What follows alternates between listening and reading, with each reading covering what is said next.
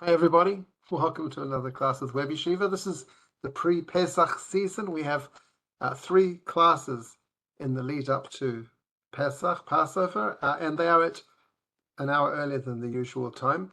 I'm going to give 2 classes on numbers. Today I'm going to speak about the number 4 in relation to the 4 cups of wine. And next week I'm going to speak about, jump to the end of the Seder, Echad Miyodea, who knows 1, and talk about all the numbers from 1 to 13. And then the week after that, I'm going to speak about Hallel, which is one of the 10 parts of the Seder. And then after Pesach, I'll go back to my more normal types of series of history and text. So anyway, number 4 and the 4 cups of wine. So let's start with the 4 cups of wine. The Mishnah says in the first Mishnah in the last chapter of Pesachim. I don't know if you've learnt the Gemara in Pesachim, but the first 9 chapters are basically about the Pesach sacrifice and Pesach Sheni and things like that, temple-related things. The last chapter is about Seder, so I recommend starting there. The first Mishnah in the last chapter of Pesachim says, Erev Pesachim samuch lemincha lo yachal adam ad shetechshach. The day before Pesach, close to dark, don't eat until it gets dark because you want to eat your matzah on an empty stomach. Then afilu anishi b'Yisrael lo yochal ad sheyasef. Even the poorest person may not eat until they are reclining. We recline on Seder night. You may not have less than 4 cups of wine, even if you're dependent on community charity for your food. The community is obligated to provide you with at least 4 cups of wine. I guess what we see straight away is that 4 is the minimum, not the maximum. Although, to be honest, it's definitely more than my maximum if I want to stay awake till the end of Seder. So we have 4 cups of wine is so fundamental to the Seder that even if you have no money, you're entitled to go to the charity commission and say, I need money to buy 4 cups of wine for Seder night. So what are the 4 cups of wine that we drink on Seder? The first one, I asked Gemini AI, to draw me 4 pictures of Kiddush cups. So the first 4 had challah in the background. I said, no, it's Pesach. Can you do 4 without any challah or bread? So it gave me these, and kind of at first glance they're okay, and then at second glance they're all quite a bit wonky. But anyway, it'll do for my purposes. The first cup for Seder is Kiddush, which is almost at the beginning of the Seder. Then the second cup, I should have numbered them. Second is Magid. After we've told the story of Egypt, leaving Egypt, we have a cup of wine. The third cup of wine is recited after Birkat HaMazon. Just like any time when you have bread, you bench afterwards. The halacha is that you should use a cup of wine for Birkat HaMazon, grace after meals. And then the 4th cup we drink at the end of Hallel, before we move on to the songs at the end of the Seder. I was speaking about this class with somebody today, and she said to me that isn't speaking about numbers a bit infantizing? I don't know the word. Isn't it? My audio is bother.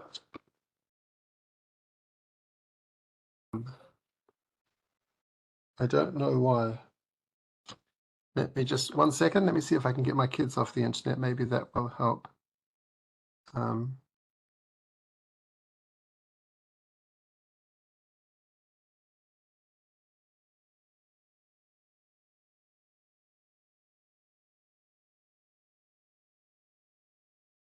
Let's see if that helps. I don't know what else to do because every other day it works fine, but not today. So the question was, isn't talking about numbers at the Seder a little bit like kindergarten? But the truth is that the whole Seder is designed for kids and for adults to be like kids. We have numbers, we have songs, we have show and tell, hide and seek. We have, even from the beginning, we lay out what we're going to do so we know when we go. So I think, in a sense, there's a reason the Seder talks about the 4 children, because somehow at Seder we're supposed to. There's an element of kind of kindergarten-y about it. Anyway, so these are the 4 cups of the Seder: 2 before the meal, 2 after the meal. So what does the number 4 represent? Before the class started, Maya and I were talking about a whole bunch of other 4s, and there are dozens, if not hundreds, more 4s that I didn't include, but these are ones that are specifically connected to the 4 cups of wine. So the Gemara Pesachim, the Gemara on that Mishnah we saw. Yes. Tana Rabbanan, Hakol Chayavim Ba'arba Kasot Halalu. Everybody is obligated to have 4 cups of wine. That means Echad Anashim, Echad Nashim, Echad Tinokot. Men, women, and children. Unlike most positive time-bound mitzvot, which women are exempt, Seder night women have the same obligation as men, because women were also enslaved in Egypt and freed from Egypt. So children, but why do children have to have 4 cups of wine, apart from the proprietary of giving children wine? They don't have to do any mitzvot. So why would children have to have wine? Amar Rabbi Yehuda, Rabbi Yehuda says, why should you give the children wine? What are they going? How's that going to help them? What mitzvah are they doing?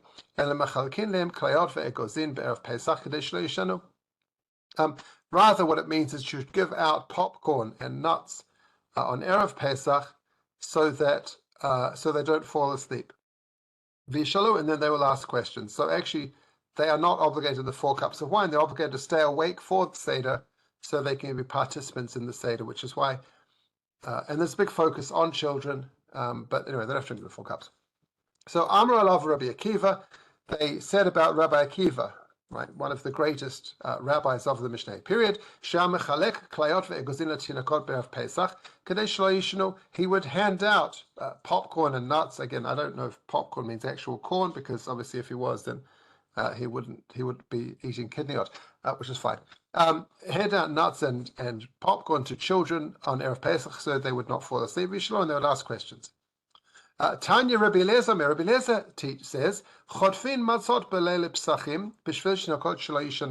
if the kids are falling asleep, you should do something crazy. Just snatch the matzahs away in the middle of the meal. Make like you're clearing up dinner before you've even started, just to get the kids interested so they don't fall asleep, and then they'll start asking questions. So there's a lot of, I'm glad it's clear, there's a lot of children focused on this. So the Yerushalmi says, Menayna Arba Kasot, what's the source, or why do we have to have 4 cups of wine? What are they connected to? Rabbi Yochanan b'shin Rabbi Benaya. So Rabbi Yochanan says in the name of Rabbi Benaya, Keneged Arba Geulot, corresponding to the 4 redemptions. It says, Lachenim olivnei Yisrael ani Hashem hotzeiti etchem v'lakachti etchem li la'am v'hotzeiti v'tzalti v'galti v'lakachti. Sorry, so Hotzeiti, Hitzalti, Galti, Lakachti, 4 languages. I've got the verses over here for you in Parshat Vayera. It says, the Chenem olivnei Yisrael ani Hashem. Say to the children of Israel, I am God. For Hotzeiti etchem mitachat tzivlot Mitzrayim. I will take you out from under the bondage of Egypt. V'hitzalti etchem me'avodatam. I will save you from their slavery. V'ga'alti etchem b'zron etriyah b'shvatim gedolim. And I will redeem you with an outstretched hand and outstretched arm, and with one great wonders. V'lakachti etchem le'la'am. I will take you to me for as a nation. V'ayiti lachem le'elokim. I will be for you as God. V'yidatem ki ani Hashem Elokeichem. And you should know that I am the Lord your God. Hamotzi etchem mitachat tzivlot Mitzrayim, who takes you out from the burdens, the slavery of Egypt. Ve'aveti etchem el ha'aretz asher nasati et yadi latet ota l'Avram Yitzchak u'Yaakov. And I will bring you to the land that I promised to give to Abraham, Isaac, and Jacob. V'natati ota lachem marasha ani Hashem, and I will give it to you as an inheritance. I am God. So I bolded the words in Hebrew and in English that refer to the redemptions. Hotzeiti, I will take you out. Hitzalti, I will save you. Ga'alti, I will redeem you. And in verse 6 and in verse 7, Lakachti etchem li, I will take you as a nation. Then I threw in verse 8 just to confuse you, which is a 5th language of redemption. I don't know why camera's turned off. That's another special trick this is doing to me today. In a moment. I want that, and I want that. Okay, good. So if we look at that as a diagram, what we see is that the first cup of wine, Kiddush, is I will take you out from the labors of the Egyptians. This time I've gone down, just to be confusing, Magid. We talk about the redemption. I will save you from their bondage. Birkat Mazon, I will redeem you with an outstretched arm through extraordinary chastisements. And Halal, I will take you to be my people, and I will be your God. Okay, well, we'll talk about the connection. I don't know if you have thoughts. Or yes, Maya, very much so. I don't know if you have thoughts on the connection between these, but just very loosely, Kiddush is actually no, never mind. There seems to be a comparison that each of these verses somehow connects to one of the cups of wine. So that's that. The Yerushalmi though continues, and this is not my translation because that's not how I would spell Pharaoh. But Rabbi Yeshua ben Levi says it's not, the four cups do not correspond to these four phrases in Shemot, but rather Keneged Arba Kosot Shel Paro. They refer to the four cups of Pharaoh, right? When you remember, Joseph was thrown into jail, and the baker and the butler were thrown into jail with him, and the butler has a dream, and in his dream he tells Joseph about his dream. V'kos paro biyadi, I had Pharaoh's cup in my hand. V'eschat otam el kos paro, there were grapes. I squeezed the grapes into Pharaoh's cup. V'tenet hakos al kaf paro, I put the cup in Pharaoh's hand. V'natata kos paro biyado, and I placed Pharaoh's cup in his hand. This is the dream the butler has. The butler is freed from jail and returns to his job serving Pharaoh when the baker is killed. So I guess that is the ultimate redemption story, a triple redemption story. The butler is thrown into jail through no fault of his own. When he's in jail, he dreams, right? Exile is like a dream. He tells his dream to Joseph, who interprets it for him and says there's going to be an end to your jail time. You're going to be redeemed from this. And he comes out and he goes back to serving Pharaoh. That is his personal redemption story. So Yeshua ben Levi says that's why we at the Seder drink 4 cups of wine, because the butler, in his retelling of his dream, spoke about his cup of wine 4 times. So in fact, I guess this is not 4 separate cups, but rather the 1 cup, 4 1 cups. And at the end of this, the second half of this, we're going to get to the idea of whether the 4 cups of Seder are 1 set of 4, or 4 cups of 1, 4 sets of 1, or even 1 set of 3 plus another set of 1. So that's another opinion. Another, the Yerushalmi says differently, and this Maya connecting to what you said. Rabbi Levi Amar Keneged Arba Malchiot. The 4 cups of wine correspond to the 4 exiles, the 4 kingdoms of Bavel. Well, I guess different ways of counting them: Bavel, Paras, Yavan, and Edom. The Babylonian exile, the Persian exile, Persian exile, the Greek exile, and the Roman exile. I said them out of order, but anyway, that's that. And Rabban Amri, the rabbi said, "Keneged Arba Kosot Shel Puranot," the 4 cups of 4 cups of doom, which sounds very Tolkien-esque in this translation, but the 4 cups of suffering, of punishment, of hardship. Shakadosh Baruch Hu atid lashkot et umot haolam, that God is going to make the Gentile nations of the world drink these 4 cups. And then it brings the verses that talk about that. I'm not even going to translate that. So we have 4 explanations in the Yerushalmi about why there are 4 cups of wine. The first, probably the most best known explanation, is the 4 cups correspond to the 4 phrases of redemption.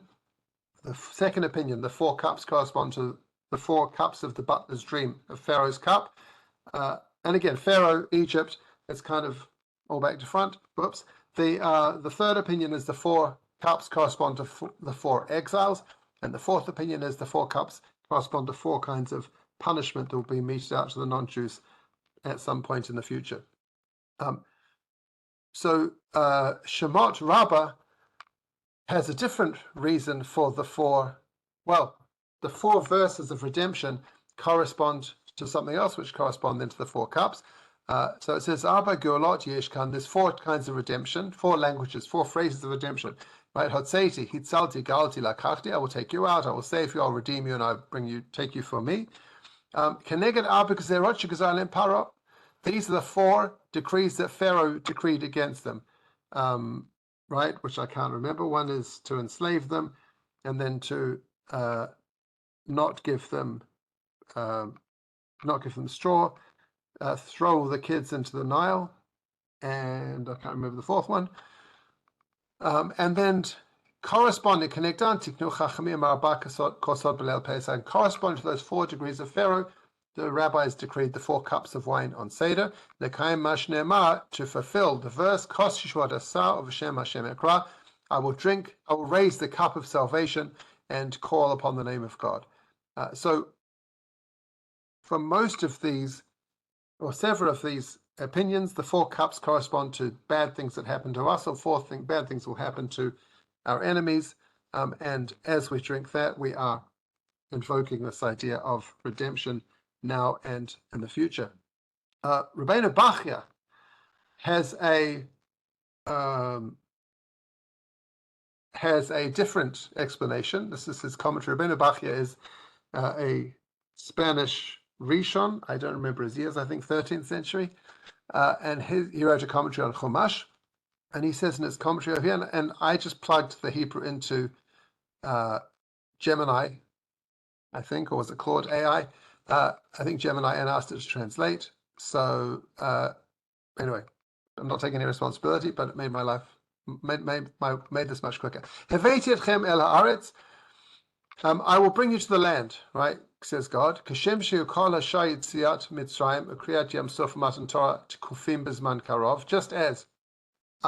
Just as the first 3 stages of redemption were very close together when they left Egypt, the splitting of the Red Sea, and giving the Torah, that all happened in just 7 weeks. So also they should have gone straight into Israel in just a matter of weeks. Were it not for the sin of the spies. And we find also there are 4 corresponding to these 4 redemptions, there's 4 phrases of redemption about in the future. It says in Yechezkel, I will take you out from the Gentile nations. I will gather you from the lands. I will bring you to your land. And Rayatim el Hare Yisrael, I will feed them on the mountains of Israel. And correspond to these 4 future redemptions, we have the 4 cups of wine on Seder night. So there's a whole bunch of 4s. And then here's another one for Rabbeinu Bachya, another 4, which is that the reward of the tzaddikim in the future is going to be Ken Schar Tzaddikim Mishalakos, the reward right in Olam Haba. I'm nervous to say Olam Haba because you'll see on the next slide that I don't know what that means. But at some point in the future, there will be a reward for the righteous, and that will be 4 cups. There's Kosir Vaya, Hashem Enoch Kiva Kosi, Kosi Short Asa, Lemantu Sivatim Misod Tanchumea, Kavanah Koshel Tanchumim. So he talks about the 4 cups of Seder as the redemption of the righteous. Here's just a few, quickly, some other ideas of what the 4 cups of wine may correspond to. And I don't have the sources for who says these, but I took it all from the Haggadah, Torah Shlema Haggadah by Menachem Kasher. Torah Shlema is a fantastic work, and Rabbi Kasher was a fantastic scholar who just knew everything. And he has several pages of what the 4 cups refer to, and I just took some of my favorites from those. So the 4 cups could correspond to the 4 redeemers, the 4 Goalim. Elijah the prophet is going to come, and I don't know why he put them in this order. I don't know if it's a mistake or intentional, but Mashiach ben David, Mashiach ben Yosef, and Kohen Gadol. So normally we expect that the Mashiach ben Yosef paves the way for Mashiach ben David. And also I thought that Elijah could have been the high priest. But anyway, these are 4 people who are going to redeem the Jews. That's the 4 cups. Also, going back to Egypt, he says they correspond, the 4 cups of wine correspond to the 4 merits that the Israelites had when they were in Egypt. And again, there's different lists of this, but this is what he says. They didn't change their language, which is ironic, right? Because the most famous person from the Egypt story is Moshe, whose name is literally an Egyptian name, right? But Paro gave him that name. So they didn't change their language, they didn't change their names. Seems ironic that Moshe did. They didn't reveal their secrets, meaning, I guess, the secret of the redemption, and they kept circumcision. I'll be taking no questions on that at this time because I'm not sure I understand it. The 4 cups of wine correspond to the 4 corners of the tzitzit, which themselves, you're talking about the 4 directions of the compass. So that is a very globalist view of the 4 cups of wine. Or they correspond to the 4 worlds. I think this is the film to go on. Olam Hazeh, that's where we are now. That one I understand. Yemot HaMashiach is the Messianic era. I guess according to this, after Mashiach comes, then there'll be the resurrection of the dead. That makes sense. And then after all of that's finished, then there'll be Olam Haba. I don't know quite how Olam Haba fits into this. And then I wrote corresponding to the words, but I didn't finish that thought, so we'll skip that. Another reason, and this is taken from, I think, an extract found in the Cairo Genezer, if I'm not mistaken. The verse in Shemot says, Moshe commands the Jews at the end of Parshat Bo to prepare for leaving Egypt, to take a Korban Pesach. So everyone's supposed to take their sheep and tie it to the end of their bed. And Moshe says, if there's not enough people in the house to eat a whole lamb, so you can team up with your neighbor, someone close, bring your relatives over, because you've got to eat this whole lamb by the end of the night. So fine. So each person, based on how much you can eat, you should have that number of people. I don't really know how to translate the word tachosu. The English translation I use says contribute for the lamb. So you figure out each person's got to eat this much meat, so we need this many guests to eat this lamb. So the word tachosu, if it was written out fully, would be the same as it has kosot.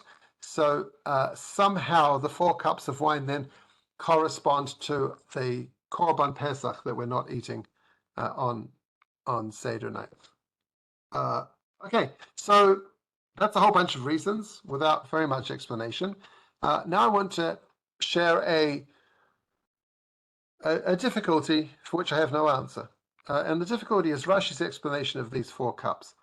As you know, Rashi is an 11th century biblical and Talmudic commentator. So in his commentary on Pesachim 99b, Rashi says, Arba Kosot, right? This is the Mishnah at the beginning of the last chapter. Why do we have 4 cups? Rashi says, Keneged Arba Lishonei Geula Hamarim Begalot Mitzrayim.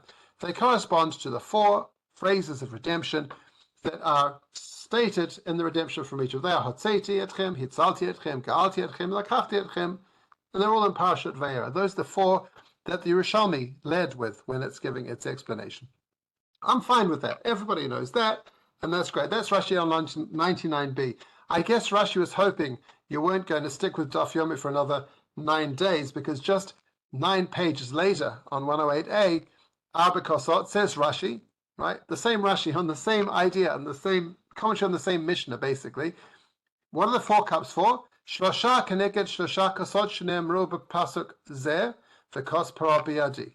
Right? 3 of them correspond to the 3 times that the butler, Pharaoh's butler, talks about the cup. So that we said that earlier. That's the second reason of the Yerushalmi, right? It says kos parah biyadi, kos parah v'kached anavim ischad atam the kos parah v'ten kos lakaf parah. And Ravi said the 4th one, that's Birkat Hamazon. The 4th one is for benching. So according to Rashi here, there's not really 4 cups.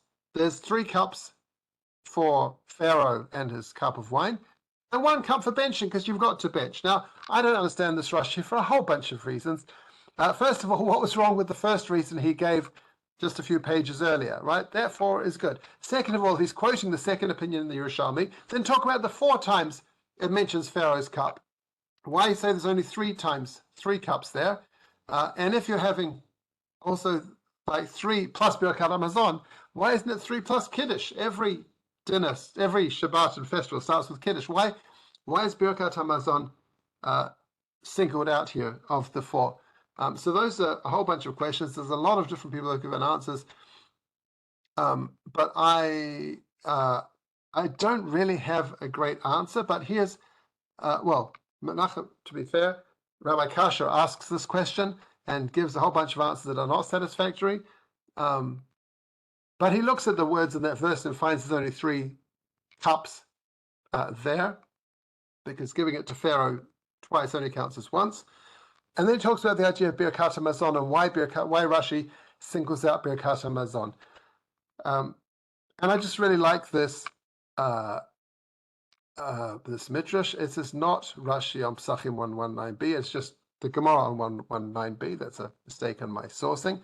The Gemara in Pesachim talks about in the future there's going to be a meal for the righteous. Obviously, they'll be eating fish because no one will agree on the right hechsher for the meat. And then they're finished eating, and someone's going to have to lead the benching. And so they have the following discussion. Atida kosh baruch hu lasot seuda letzadikim b'yom shemikmol chasto lezarashi Yitzchak. Coming off the verse that says that Avram made a party on the day that he weaned, or that Sarah weaned Yitzchak, and the Gemara talks about that first, and extends it to the day that God is going to yigmol, not meaning wean in this context, but will gemilut chesed, to do kindness to Isaac's children. So God is going to make a big party for the righteous on the day that he shows his kindness to the children of Yitzchak. Is this Olam Haba? Is this time of Mashiach? Is this, I guess it's going to be after the resurrection of the dead. I don't know what this means. But anyway, everyone's fine during the meal, talking nicely amongst themselves, good conversation, thinking back on everything that's happening. But now they're finished eating. They hand the cup of wine to Avram to lead the benching. It's like I was at a wedding an hour ago and was asked to say one of the Sheva brachot. It's like, when you say, okay, who's going to do the next Sheva bracha? So same thing. The end of the table. Avram, you're the oldest here. You should be leading benching. Avram says, no. I can't lead Birkat Hamazon. She'atzah mimeni Ishmael, because I had Ishmael. I had Yitzchak, but I also had Ishmael. I'm not worthy of leading benching. Yitzchak, they're like, okay, Avram, fine. Let's ask Yitzchak. Can you please lead the benching, Isaac? Take the cup and make a bracha.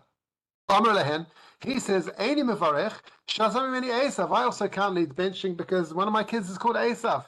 Not such a good guy. I really can't do this. Yaakov. So they say, okay, fine, but Yaakov, your 12 kids, we're all great kids. No problems there. Varech, why don't you make a bracha? Amar lehem. So Yaakov says, Eini mevarech, no, I can't do it either. Shenasati shtei achayot b'chayin. I married 2 sisters. You're not allowed to marry 2 sisters. It's against the Torah.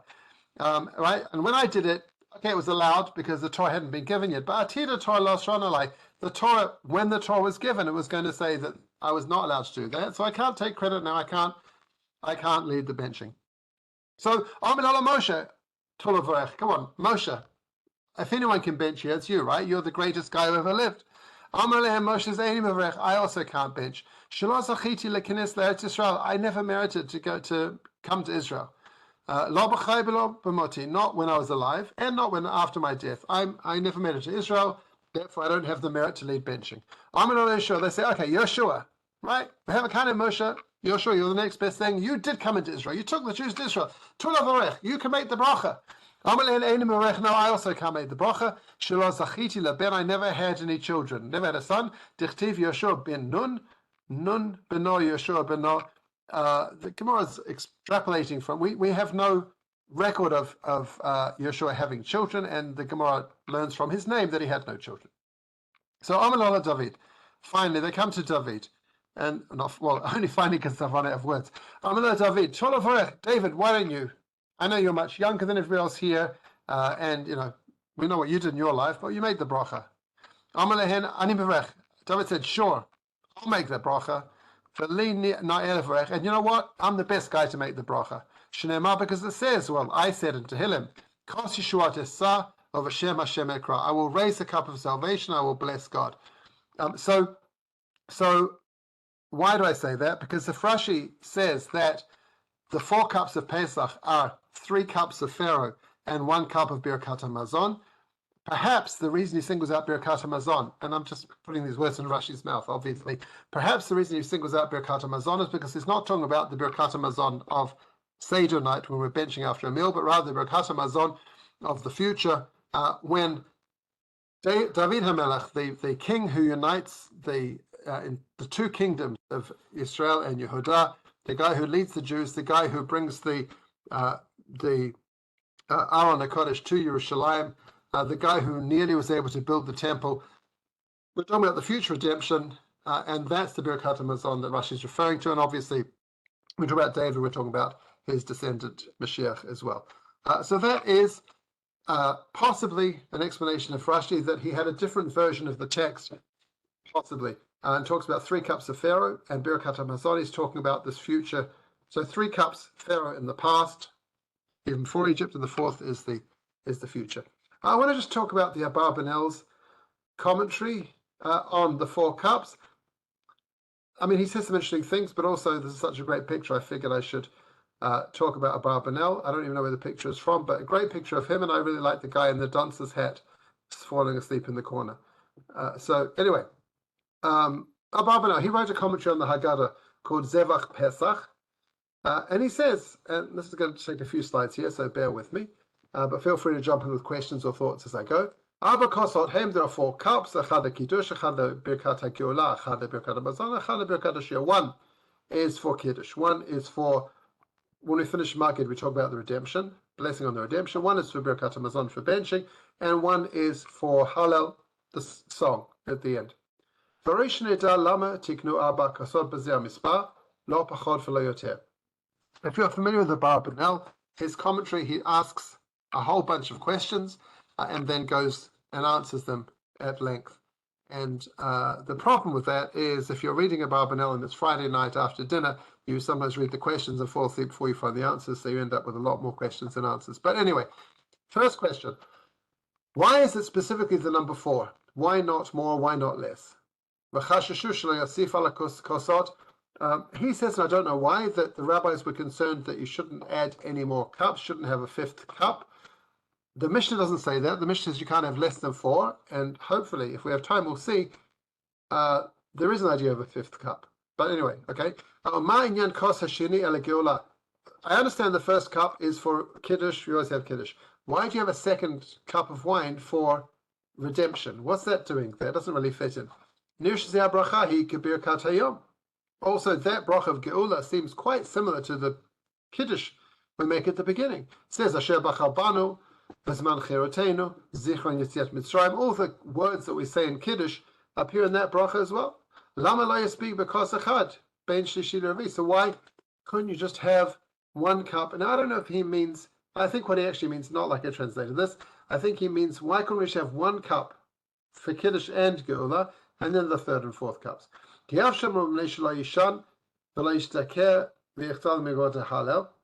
Even though they're worried you shouldn't fall asleep, you should have enough wine to stay awake, you shouldn't get drunk, you shouldn't drink so much you don't finish the Hallel. Clearly the rabbis had some intention when they set up these cups of wine. So here comes his answers. The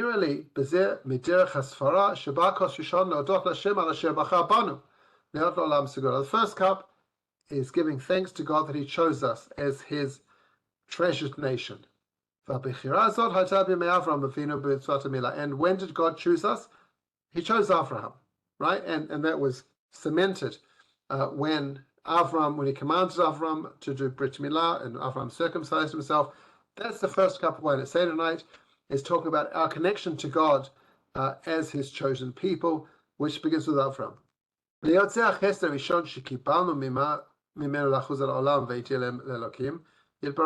And since this is the first kindness, the first connection between us and God with Avram and Brit Milah, when God promises Avram and his descendants to have the land of Israel, and this is actually the prime reason, the cause. Every other kindness that God did to us is predicated on His covenant with Avraham. The reason He redeemed us from Egypt, and the reason He gave us the Torah, and the reason He brought us to Israel, and the reason He is because we're His chosen nation, because He chose Avraham and we're Avraham's children. So that's the first cup of wine. That's why that's the first cup of wine. The bracha we say on that first cup is God chose us from all the nations. This began with Avram. That's why we're saying the first cup of wine. And as part of that, then having chosen us, God also elevated us from all the nations of the earth. So we can also say, having been chosen and having been elevated, He now sanctifies us with His commandments. He gave us the laws and His Torah, which He didn't do for any other nation. And so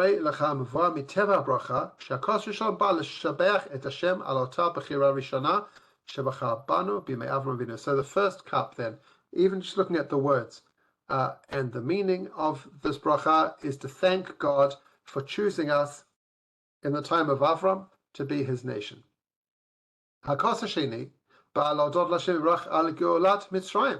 second cup is specifically thanking God for the redemption from Egypt, which obviously was predicated on the first selection of the Jews as the chosen people. Second cup thanks God for the that goes back to the 4 words of redemption. Hotzeti, I took you out. So the verse is talking about I will take you out of Egypt, but it's equally Hotzeti, I took Avram out of Ur Kasdim, brought him to the land of Israel. Right, Hotzeti is there, and then V'ga'alti, I redeemed you. Right, that redemption is predicated on first taking Avram out and selecting him, then with the redemption from Egypt.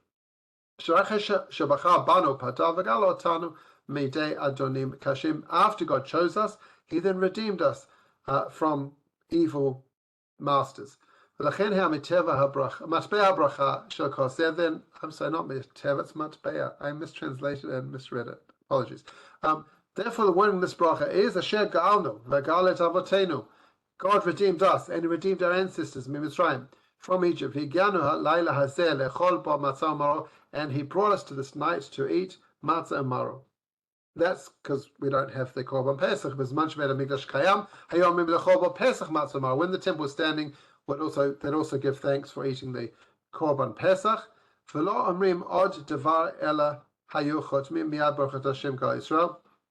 the time of the temple, it was a much shorter bracha, and it just ended there. However, now that we're in exile, Chachmei Galut Hosifu bracha, we made the bracha much longer. And therein, may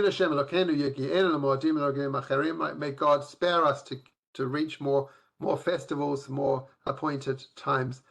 So we made that bracha longer. So that's the bracha, right? The question was, why do we need 2 separate brachot? Answer is the first Kiddush is about choosing Avram. The second one is about redemption from Egypt. Kasa Shlishi, the third one.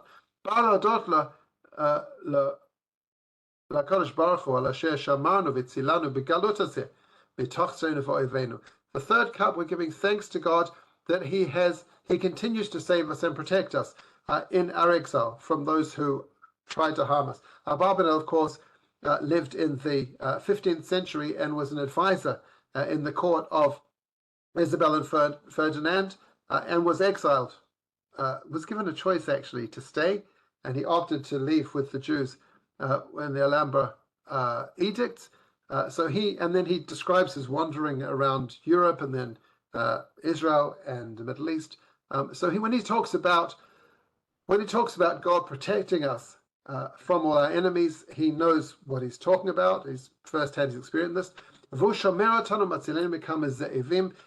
God guards us, protects us, saves us from many wolves. He gives us bread to eat, clothes to wear. And that's the intent when we say Birkat HaMazon. We're thanking God. We give thanks, we praise God that He provided us with food. And He gave us a land, a place to live. All the other good things that we receive from Him. And as part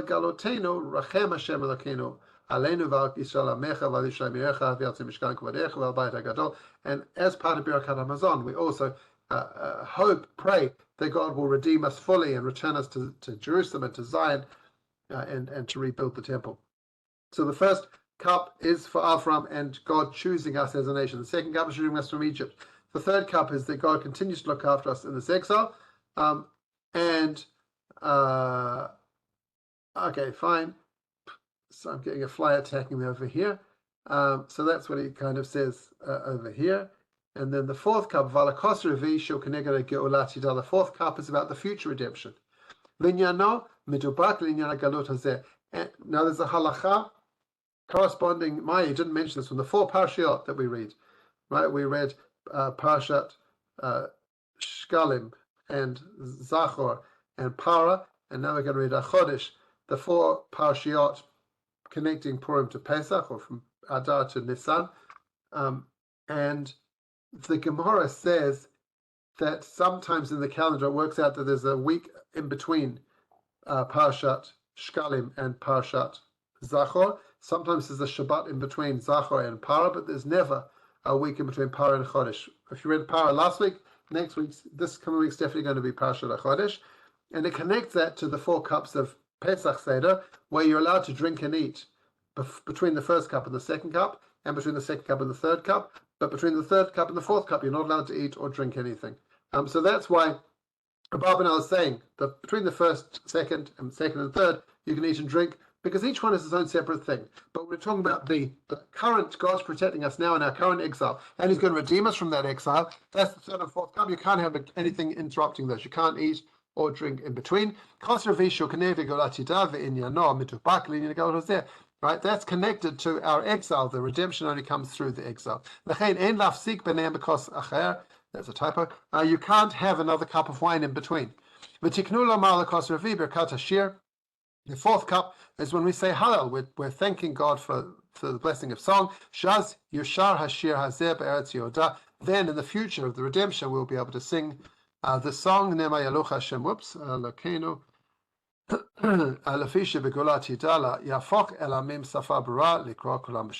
Because in the future everybody is going to praise God. The Gentiles are also going to be praising God, and so we give thanks for the future. So that's another approach to the 4 cups, which I'm going to and the final reason for the 4 cups that I've got tonight is the Abarbanel. That was the Abarbanel on Haggadah. Here's the Abarbanel on Shemot, and he talks about the 4 stages of life, and that Korban Pesach represents death.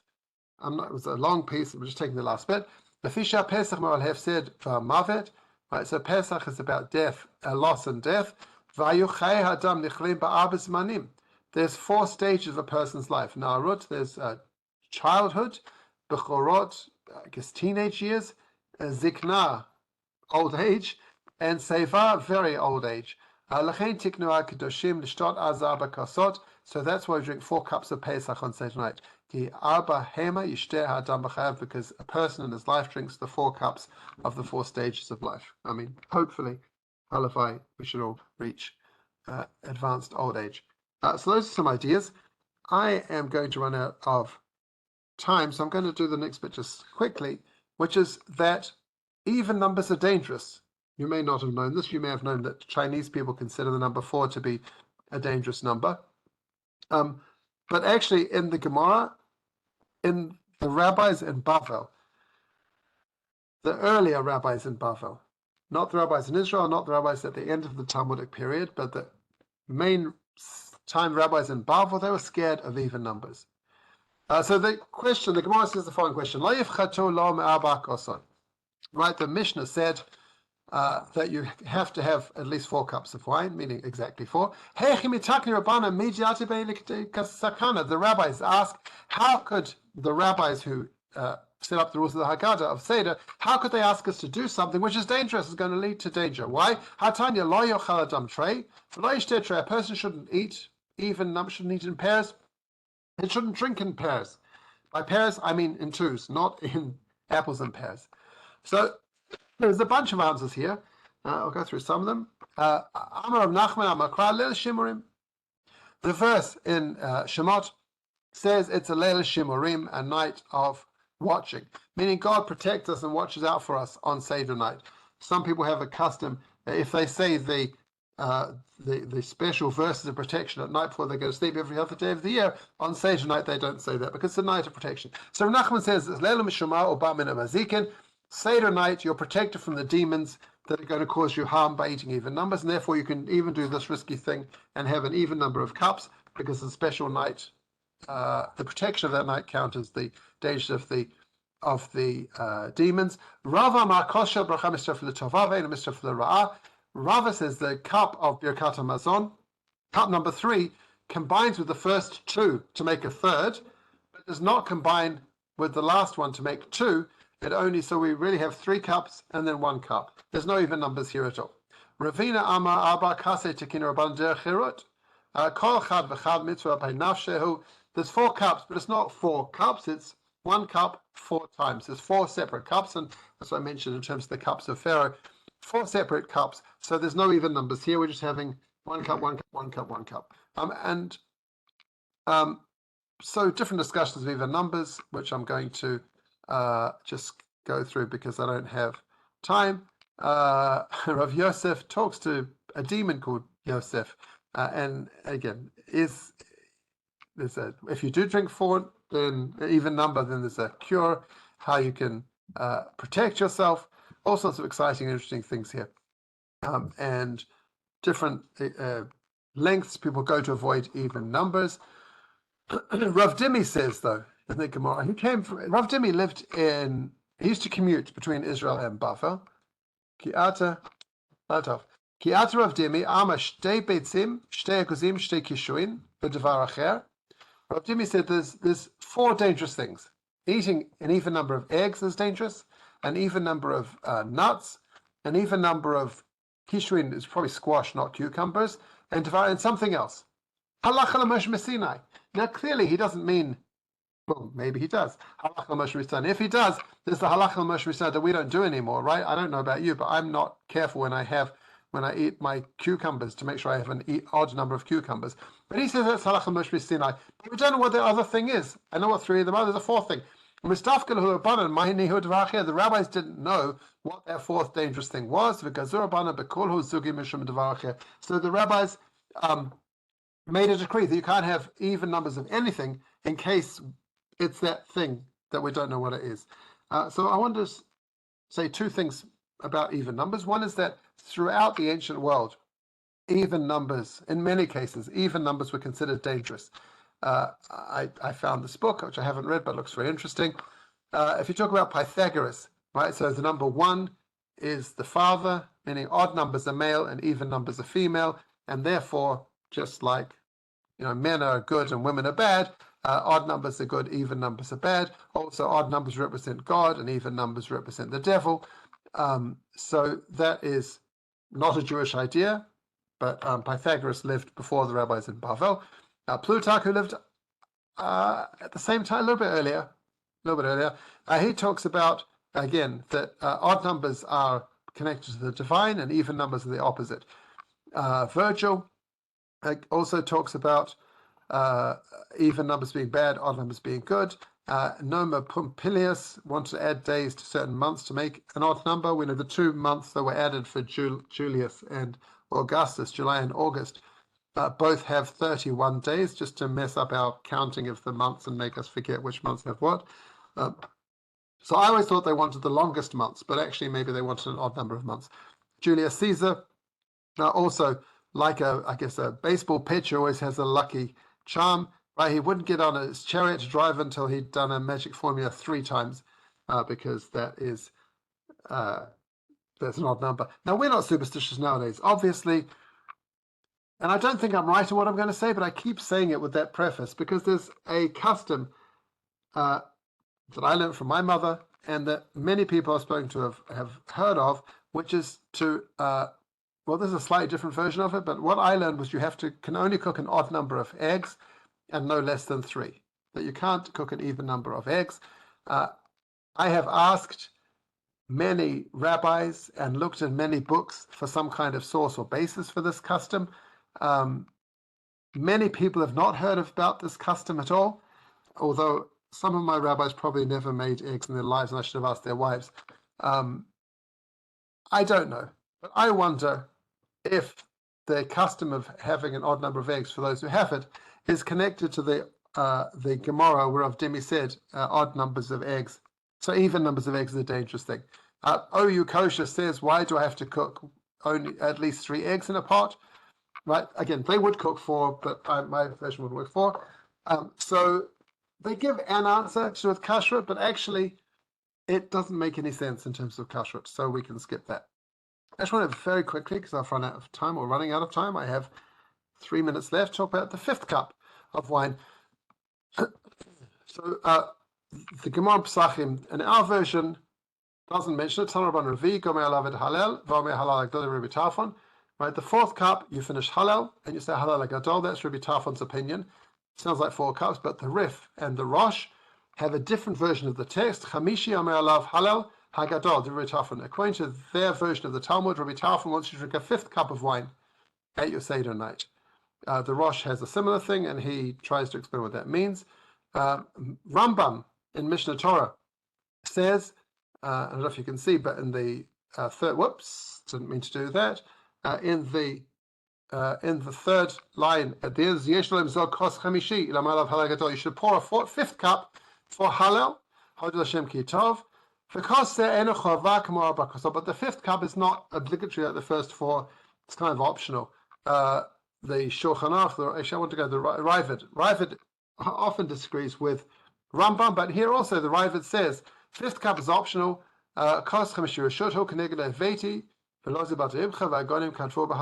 he says not only is that the case, but the Gaonim all wrote about it. And he says that's the 5th word in the redemption narrative. I will bring you to the land that I promised Avraham, Yitzchak, and Yaakov, and I'll give it to you as an inheritance. The Ramah mentions this in Shulchan Aruch. I'm running out of time, but this is why we have the cup of Elijah. That's our 5th cup that we pour and we don't drink. By and large, we don't, but some people had a custom to drink it.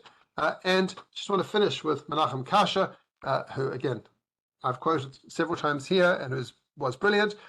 He says, in our times, he wrote a Haggadah for Eretz Yisrael, in our times when we've been privileged to see God's kindness and his rescue of us, and the fulfillment of the prophets of I will bring you to the land, right? That 5th phrase of redemption, our grandparents and great-grandparents and generations didn't have the merit to live under their own rule in the land of Israel. But now we can see the fulfillment of that promise. It is appropriate to perform the most admirable commandment of drinking a 5th glass of wine and to recite the great Hallel for it, to remember us in our loneliness, delivered us from our oppressors, and to thank God for all the miracles and wonders. So may we've still got enough time to clean the house for Pesach, but may we get to our Seder night and merit to appreciate living in Israel or having Israel, and give thanks to God for that. And please God, may we have peace and be able to recline on Seder night and enjoy ourselves without the stress of war or fighting or any of the things that are happening. That's it. Thank you very much. Next week I'm going to speak about Who Knows One, right at the end of the Seder, Echad Mi Yodea, which will take us through all the first 13 numbers, and we'll see what we can do with that. Thank you very much. Thank you, Rabbi. As my mom would say, from your mouth to Hashem's ears. Amen. Yes, indeed. Thank you. Thank you very much. Thank you. Thank you.